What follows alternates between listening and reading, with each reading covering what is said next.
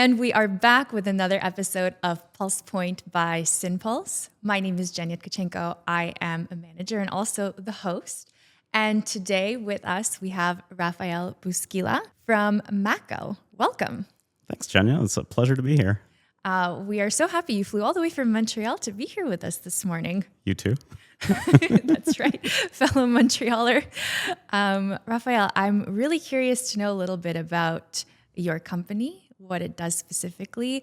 We can get into your journey of entrepreneurship as well, but maybe let's start off with giving an intro about yourself and what your company does. Sure. Sounds good. So for those who don't know me, nice to meet you.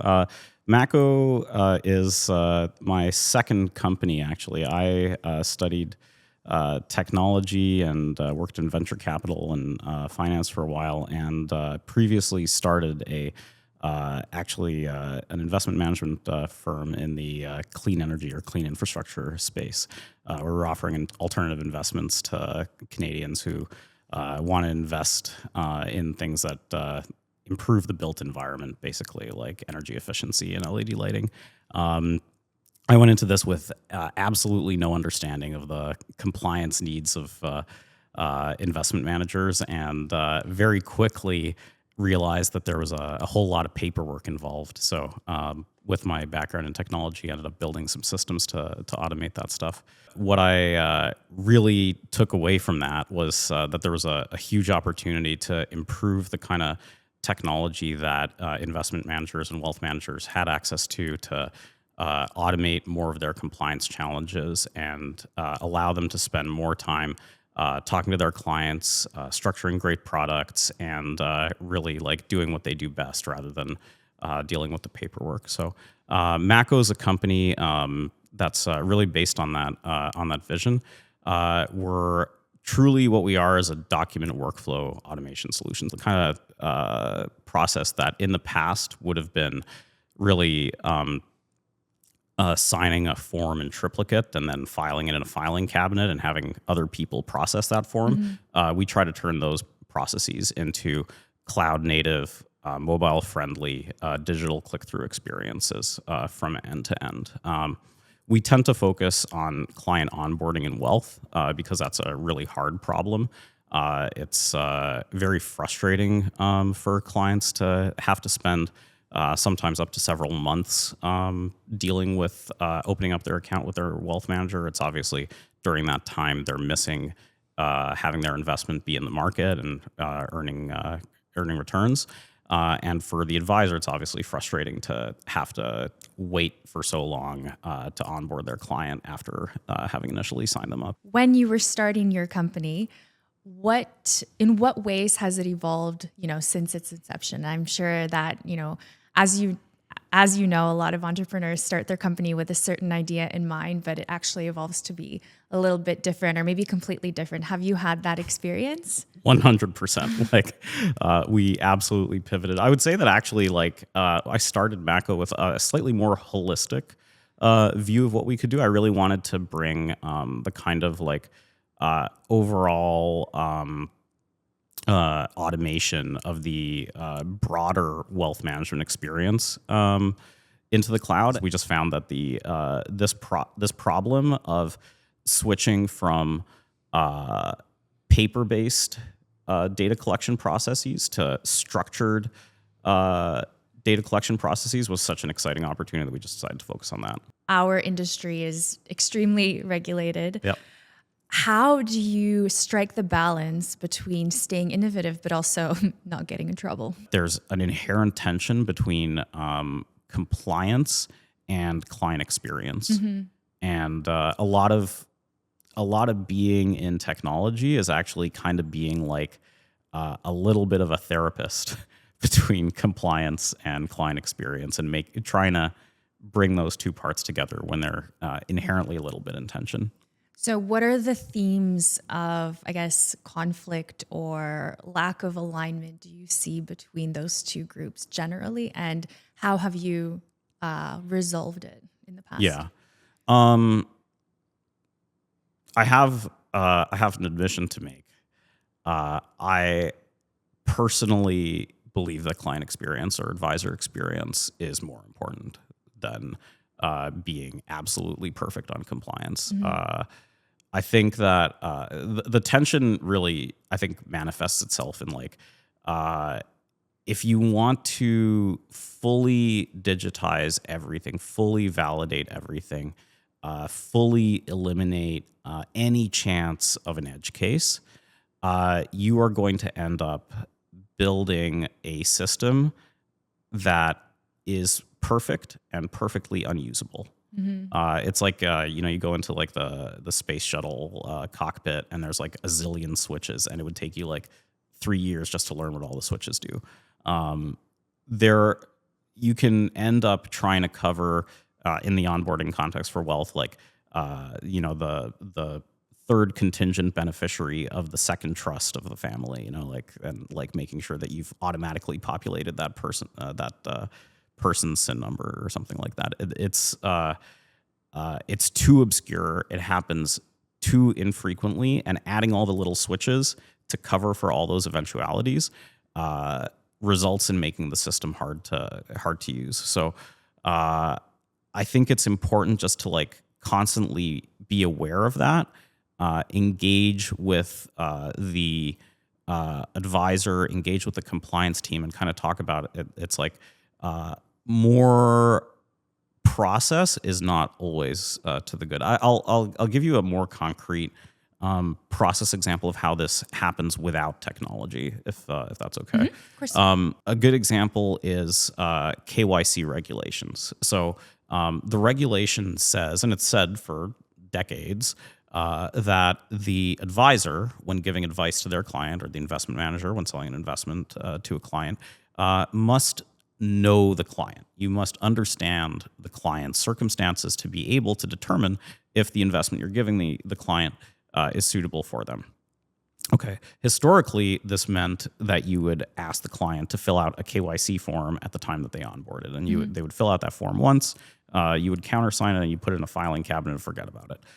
Increasingly, the regulators have been thinking like, no, like, well, if the client wins the lottery or gets divorced or resigns from their job or something, that changes their financial circumstances, and it could change what investments are suitable for them. So you need to have ongoing understanding, a living profile of the customer. And so they say, you should refresh the client, the KYC information.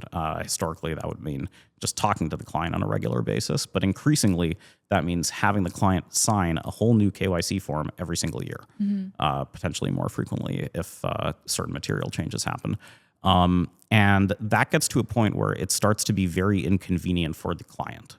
And what the advisor wants to do is have their touch points with the client be value added, be meaningful, be positive for the client, not chasing them around, getting them to fill out more pieces of paper. And so you end up seeing cases where investment advisors have been barred from the industry, like lost their license, because the client was up in Muskoka or something. They needed to sign the KYC refresh form, and the client was like, we do this every year. I've done this for 15 years. Like, just put my signature on it. And the advisor puts the client's signature on the KYC form, and then suddenly what they've done is they've falsified a document, and the regulators don't look kindly on that.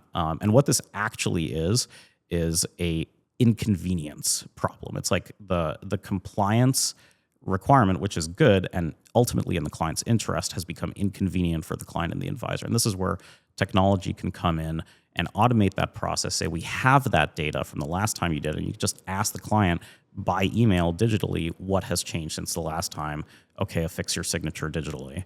And you have an onboarding process or a KYC refresh process that's positive, that's not onerous for the client, and actually makes it easier to be compliant.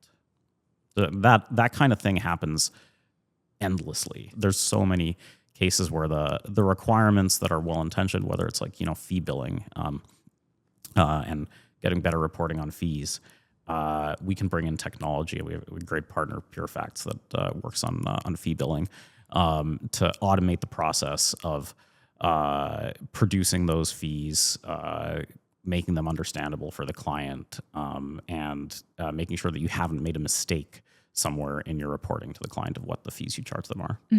Got it. It sounds like you're an industry vet here. You've built your own company from the ground up. I'm Twice. curious to twice. I'm curious to know, what are some of the most common integration challenges that you've seen, especially when it comes to, legacy technology? Yeah. So, I mean, what I was talking about the advisor client experience and compliance tension is a very real one. I'll say that when you haven't made that effort to really, I would say, bring together in sort of like a therapy session the two ends of the business, the sort of like operational data and the client experience part, you end up with adoption challenges, which are really, really hard. Like you end up having built a system that either the advisor doesn't want to use or the client is confused by, and you end up basically the host rejects the implant. So that's not a good situation. I think it's really important to have end users engaged throughout the process to make sure that there's always that engagement from the advisors or potentially like trial clients to make sure you're building in the right direction while still meeting the compliance requirements. The other integration challenge that I think is really hard to overcome is sometimes I've noticed a firm wants to do a digital transformation, and they authorize they have like a big exciting mandate to do it. They authorize a big envelope and they try to switch over like 5 systems at once, and that is a recipe for disaster because you're doing too much. You're trying to change your CRM, your portfolio management system, potentially your custodian and your onboarding system, and integrating all of them at the same time.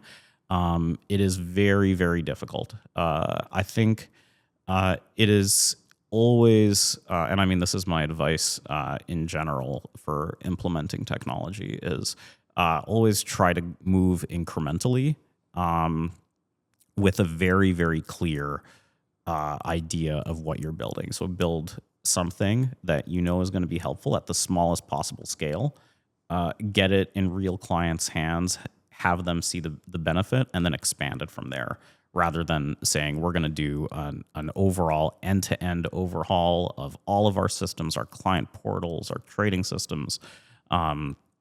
Start with one thing that's your biggest pain point. Solve it in like a 80-20 kind of way. And finally, just make sure that you're very, very clear on scope. So that you have a well-defined scope, that you're committed to shipping that scope. So on the topic of pain points, I'm curious to know if you've noticed any patterns or themes that they generally fall into in terms of your work. The biggest for us, and I would say probably the real like unlocker to our business that helped us truly take off when we reoriented to face this pain point was revenue velocity. So I would say that people think about forms and they think about it as a operational efficiency problem. Like you have like however many like dozens of people manually retyping data, and that's inefficient and slow and expensive. And so you think about ROI. I frankly never talk about ROI anymore.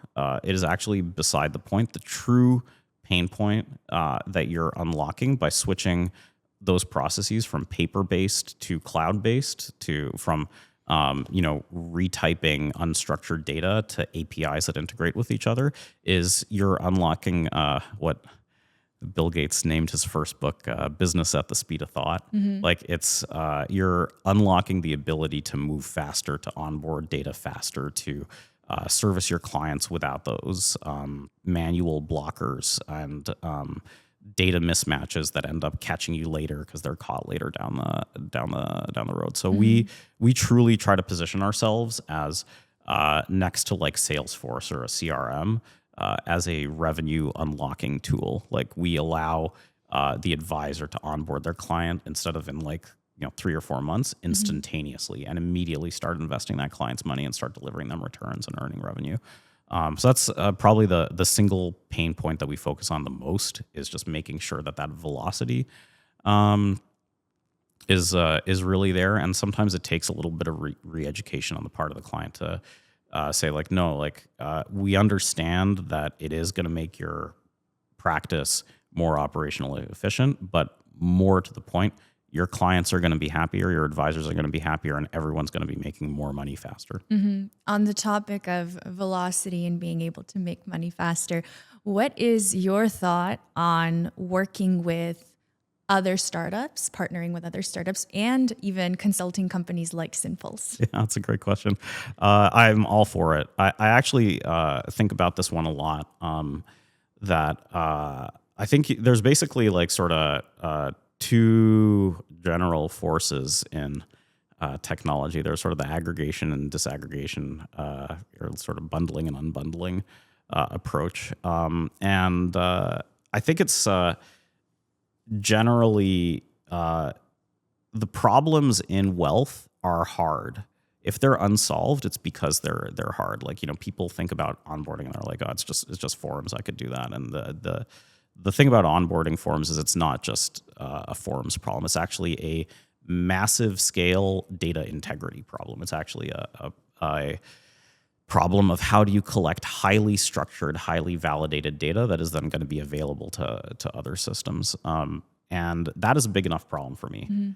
Doing that and also building a trading engine, forget about it. I would never be able to build the quality of product that I have built for the onboarding or workflow automation problem as I would have been able to for if I was trying to solve trading and fee billing and client portal and a million other problems at the same time. So I think in order to build something that is dramatically better than the status quo, you kind of have to have a little bit of a point solution approach. But the problem there in producing a point solution is you've inherently not provided a complete solution to your client. So the client, by signing up with you, yes, they're getting the best onboarding or the best fee billing or the best portfolio management system, but they're going to need other vendors in there. And so the immediate corollary is you cannot underinvest in partnership. You cannot underinvest in integration. Your combination of systems needs to be as seamlessly integrated as if they were all made by the same company. So for us, this has been very important. We've invested a lot in partnerships. I like to believe that we have good relationships with every other vendor in the industry. I don't want to be able to do all the implementation myself, for example, to the point of firms like Synpulse. I would love to be able to collaborate with other partners that can deliver the business analysis and QA that our clients need. And I can focus on building the absolute best, most high quality, most feature forward onboarding system possible. I think it's really, really worth thinking about because every time you expand your surface area of what features you're providing, you actually open up some weakness. Because if you're providing, for example, a great onboarding system but a terrible back office system, you're opening up to your client the question of like, I really need a really good back office system, and if I'm being locked into a great onboarding system with a bad back office, at some point I'm going to need to get a better back office. So by really focusing on what you're good at and being the absolute best at it, and simultaneously partnering with other best-in-breed partnerships, I think it's a much more defensible business model. Teamwork makes the dream work. 100%. 100%. I want to pivot to asking you about future outlook and trends. We've had many speakers on this podcast talking about AI, automation. I'm curious to know, where do you think that will yield true value, and where do you think it's overblown? Yeah. It's simultaneously both incredibly exciting and also self-evidently overblown. So it's You're the first speaker on this podcast to, really have that opinion. really, Yeah, so I want to dig into that more. it's just like transparently true. I mean, like, like people have been promising full self-driving for at least 10 years, right? And that's obviously not happening. People have been saying that, like, I think it was like Paul Graham or something said that, like, all the doctors analyzing for cancer are going to be out of a job because the AI is going to, like, be able to look at a ink blot or something and detect it much better than you could. And that's obviously not the case. I think easily 10 years ago or 8 years ago, people were saying that all the law firms would fire all their associates because they would have just AI drafting tools, and it would just be the partners handling the relationship. That's obviously not the case. So I think that it's self-evidently overblown so far. Okay.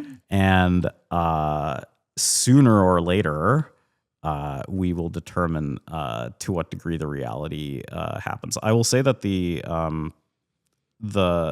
recent agentic models, I think, make generally more sense. Okay. Like when the mindset is not that we're just going to, like, unleash an AI to do whatever it wants, but supervise it with an expert human, whether that expert human is a investment advisor or a senior law partner or a senior doctor who can actually oversee the output of the AI, and not just like, they can make sure that there are not the kind of hallucinations that could literally, in the case of a medical circumstance or a self-driving circumstance, cause an accident or cause a death. I think that is a model that makes more sense, because I think it is still a little unclear whether hallucinations are an inherent feature of AI models or not. Like, can we truly get to a quality of AI output content that doesn't need human oversight? I'm gonna say at this point, it's looking like probably not. Like, you're always going to need some degree of human in the loop, but that human can hopefully be as high level as possible. An interesting challenge that we face at Mako actually is that how do you get expert level knowledge to be able to oversee that AI if you haven't spent the time in the trenches, like, developing the lines of code yourself, so that you know how to develop good lines of code. So I think that's an interesting problem for the future as well. How sustainable is it to have, AI agents doing coding for you? I think you still need a very close eye on what they're developing to make sure you're developing good quality, legal drafting or investment advice or something. I'll say that like, so far I haven't seen it anywhere. So far I haven't seen anything that meets the caliber of, like, this is better than a human could have done it, or as good as a trained human could have done it without oversight. Okay. Got it. So if you're not sold on AI as much as some other people could be, and you think it's maybe too far-fetched for now, what trends do you see redefining the industry, let's say in the next 2 to 5, maybe 10 years? Yeah. I mean, I'll say, like, clearly these models are getting better and better, and I do believe that the agentic approach is pretty interesting. I think we're getting there. I just think we're not there yet. In terms of other trends, I think in general, where we need to get is to a place where all the side work, like, I think, like, I want to say Deloitte did an analysis that like 70% of an investment advisor's time is spent doing make work, like putting in fees, like filling out forms, like traveling, and a lot of that can be automated. and a lot of that time can be unlocked. A lot of that is also a pain for the client. So I think by bringing in technology, we can really like automate a lot of that make work process, a lot of the paperwork, and unlock a lot more time for advisors to spend their time more effectively together with their clients. I think there's some other interesting problems that are getting much more difficult, and I think those are a little underappreciated, notably cybersecurity. But in terms of how it's going to change the industry, I think that like the biggest factor is just like having systems that interoperate better, that eliminate sort of the switching friction from one system to another, and really like unlocking time as a multiplier for the advisor and the client. But a lot of people are very excited about AI and automation. Yeah. I do like to ask this question, like which part do you think of the advisor's job will never be able to be automated or replaced by AI? Right. I think a lot of the job of an advisor will not be able to be replaced by AI. I mean, I have to say, I think that the core value of an advisor is basically the core value of any expert, which is that you have someone that has a high degree of knowledge of the space and of their clients, and a highly unique opinion. So for me, this is truly the critical, the crux of it is it's not just the advice or the personalization. It's that you went and signed up with this particular advisor because they have their own unique spin on advice. They're a growth investor, or they're a value investor, or they're a crypto investor, or they're an ESG investor. And that resonates with you. You self-selected into finding the advisor that really gets your values, your views about the future. I don't think that that can ever be simulated by a machine. But I do think that, probably like for a great number of people who either have, less assets to invest, and so it's a little less relevant. If you only have $500, you might as well just put it in like a high interest savings account or something like that. Or if, maybe you don't have such strong opinions yet about the market, maybe just put it in Wealthsimple or in one of these like ETFs. But as soon as you start to like really think about like, what is the future that I'm building for my family? Where is the world going? I think that it makes sense for you to find an advisor that is aligned with you on those views. I don't think that can ever be replaced by anything else. So Raphael, still on the topic of trends, future outlook, what do you think we're not paying enough attention to? Yeah, I really like this question. I've been thinking about this kind of thing a lot. I think so. There's a superficial answer, which is like I honestly think that like we need better client portals. I think that just in general, like client experience is, in my view, the thing that the industry needs to focus on. And I think that for too long, clients have been forced to look at like monthly PDF statements, and it's just not acceptable anymore. Like you need to be able to have a client log into their portfolio, see how their portfolio is moving in real time. So I'm very eager to find collaborators on that space. I'm not going to solve that problem, but that is a really exciting problem for me. But I wouldn't say that that's entirely unexamined. Like I think people are working on it. What I think is under-examined, and I think is frankly likely to catch us all a little by surprise, is I think the AML and ID verification industry has a reckoning coming for it.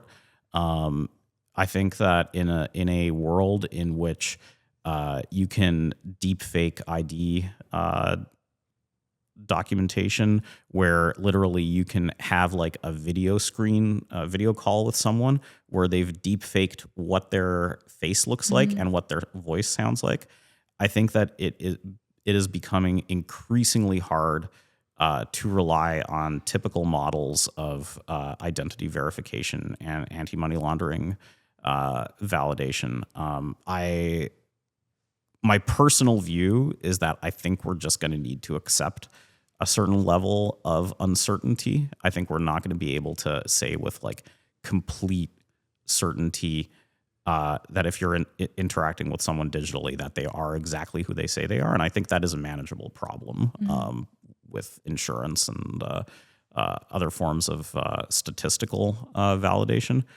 Or alternatively, maybe we need systems that actually validate people in person physically. So that's one that I think is we're sort of sleepwalking into this. I don't think the regulations or the technology vendors have really caught up to the specific applicability of AI to AML and ID verification. Absolutely. And that definitely does explain parts of your skepticism around, the buzzword of AI and why you think it might be overblown, because there are definitely a lot of dangers that we may not be thinking about as much as we are excited about other parts of it. Oh yeah. Yeah. I think it's a little bit of like a potential arms race between AI deepfakes and AI deepfake detectors. So I don't really know that there's actually like a positive outcome out of that. Honestly, I think you might need to have a completely different approach to validating identity. It's interesting. It's a very similar theme of answer that our previous speakers have given as well. So interesting to see how aligned everybody is in terms of, the value of the advisor that will not be able to be replaced. I kind of want to pivot back a little bit to your previous life and touch on alternative investments. I know you like to talk about that. Curious to know, given the developments of technology, how do you think that's going to democratize access to alts? Yeah. I would say that alts are largely democratized already, honestly. Like if you're a retail investor, there's actually a lot of ways for you to access different asset classes that are a little non-traditional. There's aggregator funds, there's exciting public vehicles. There's a firm called Stack Capital that invests publicly in privately held venture capital companies. So I think it's not exactly the case that alternative investments are inaccessible to the individual, but for sure a lot of products have not gone through the effort of finding a prospectus or finding some kind of crowdfunding platform to make themselves available on or something. Basically, the main challenge with alternative investments is that they have not gone through the prospectus or public issuance process because it's absurdly onerous, and you have to have a lot of scale to do that. But generally, it is possible to access those investments so long as they are suitable for you, as long as you go through the compliance hoops, which generally involves being KYC'd by a dealer, whether that's an investment dealer or exempt market dealer, and filling out the subscription form and having that dealer ascertain the suitability. So that information on the subscription form is exactly the same information as you needed to sign up with your wealth manager in the first place. So I'm actually super excited by this space. I think it's really a really interesting opportunity for Mako to play in because we are doing client onboarding for dealers and for wealth managers. We already have all that client information. And so we can use the information that we have about the client from their onboarding or KYC refresh and use it to automate the subscription agreement for any number of alternative investment products and really entirely eliminate that as a problem, the democratization of alternative investments. We're trialing this with a few of our clients. We've always had a little bit of a foot both in the alt fund onboarding space or venture capital onboarding space and the wealth manager KYC or onboarding space. And bring these two together, I think, is an incredible win-win-win because it gives the client access to great investments at a with no hassle, It brings the advisor access to a library of terrific alternative investment products, and it brings the fund manufacturers or issuers a massive amount of distribution to great clients. So I genuinely am super excited by it. We just announced a partnership with the leading fund administrator in the alt space, SGGG, where we're automating this kind of opening directly into their back office. Honestly, it's going to be one of my main focuses. To touch on your last point just a little, the reason I think this is so important is because I truly think we're going towards a world where the majority of people, the majority of their assets are probably going into sort of like typical investment vehicles like Wealthsimple or automatically rebalanced ETFs or things like that. And where you want to invest according to a thesis, according to a value, you're going to self-select, I said, into an advisor that understands that and shares your views and is in general going to want to provide you with not just their unique spin on advice, but access to products that directly invest according to that thesis. And a lot of the time, those products are going to be alts. They're going to be bespoke private market products. And so if we can eliminate the barrier there, I think it's a really exciting opportunity for the client, for the advisor, and for the fund issuer. Well, Raphael, it's been a pleasure having you here. Before we do wrap up, I want to ask you, you've built 2 companies, you've been an entrepreneur for a very long time now. Throughout your journey as an entrepreneur, what has been your favorite and least favorite thing about your journey? I'm going to say it's the same thing. My favorite and least favorite thing. It's that as an entrepreneur, you get to choose who to work with, which is wonderful. Like I love being able to walk into my office. Like everyone at Mako is absolutely top tier. Like they're absolute I'm gonna say beasts. Like terrific team. All of our clients are fantastic. All our collaborators are fantastic. But the hard thing about picking who you work with is sometimes you have to make decisions about that too. Like you can't hire every fantastic chief marketing officer in the world. You need to pick one. So that's kind of the both wonderful and difficult thing about entrepreneurship is you really get to choose who to work with, but that means that sometimes you have to choose not to work with people that you'd really like to. Got it. Yes, absolutely. Teamwork makes the dream work, as we already said, and there's nothing better when people are able to bounce ideas off of each other and really compound their ability to really do their best. Thank you so much for being here. It's been a pleasure. I wish you safe travels back to Montreal and all the best. Thanks again for your time. Thanks, Jenya. It's been a pleasure.